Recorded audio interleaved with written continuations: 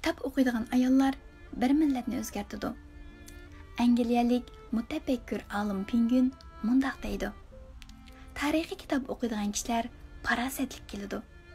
She'r o'qiydigan kishilar aqlli keladi.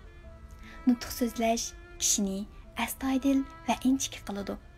Falsafa fikrni cho'nqurlashtiradi.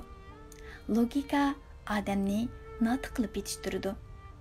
Etika ilmi odamda axloq fazilat yetildiradi. Demak, har xil bilim insonlarning yetilishida nihoyat muhim o'rinda turadigan bo'lib, kitob o'qishdan mustasno o'tgan hayotdan cho'ng umid kutkil bo'lmaydi.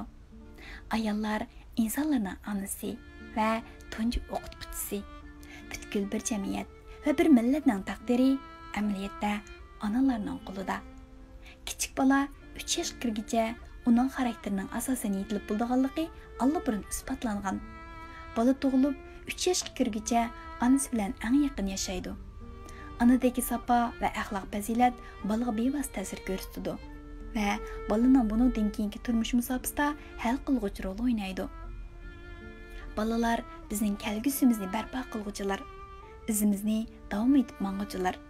Onalarning avlod qoldirishdan muhim vazifasi shuki, ana shu bizning kelgusimizni yaramli qilib tarbiyalab chiqishdir. Ana ko'p kitob o'qiydigan, ko'p kitob ko'radigan oiladagi bolalarmi bilimga erishgan bo'lib cho'ng bo'ladi. Alg'a ilgirlash ideyasi kuchli bo'ladi. Bundaq bolalar kelgusida yaramli bo'lib yetishib chiqadi. Demak, onalar bir millatning kelgusini belgilaydi.